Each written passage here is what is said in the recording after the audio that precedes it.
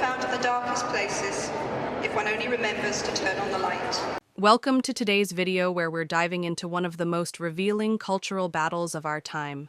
How J.K. Rowling, creator of the beloved Harry Potter series, found herself targeted by the radical left simply for speaking biological truth. The treatment of Rowling exposes the growing intolerance in our society, where even stating basic facts about biology can get someone cancelled overnight. This isn't just about one author, it's about free speech, scientific reality, and the dangers of woke ideology gone too far. Harry Potter came to me on a train in 1990. I was sitting just staring out of the window and the idea just fell out of nowhere. It was the purest stroke of inspiration I've ever had in my life. J.K. Rowling, once universally celebrated for creating the magical world of Harry Potter and praised for her charitable giving, made the unforgivable sin of questioning the new orthodoxy on gender. It all started when she supported Maya Forstater, a researcher who lost her job for stating that biological sex is real. Rowling later tweeted concerns about the phrase, "people who menstruate" being used instead of women.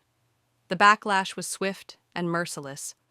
Suddenly, the woman who had inspired millions and donated vast portions of her fortune to charity was branded a hateful bigot for simply acknowledging biological reality.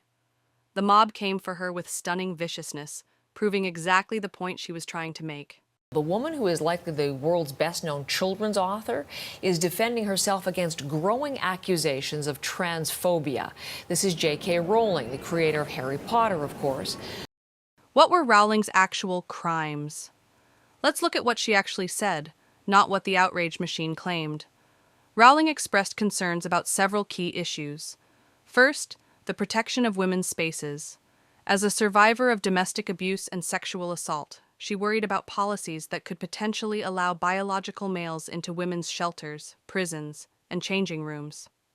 Second, the alarming rise in young girls seeking gender transitions, many who later regret permanent medical changes, a phenomenon being increasingly documented by detransitioners whose stories are actively suppressed. Third, the suffocating effect of cancel culture that prevents honest discussion of these important issues. As Rowling herself wrote, "I refuse to bow down to a movement that I believe is doing demonstrable harm." At no point did Rowling express hatred toward transgender individuals.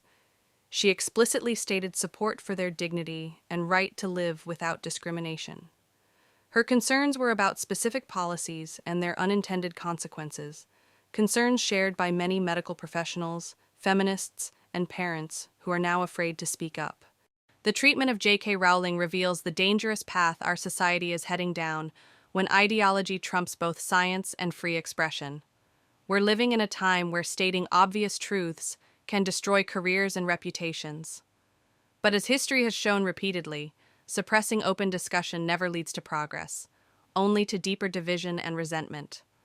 True tolerance means allowing difficult conversations about complex issues, not enforcing ideological conformity through intimidation and cancellation.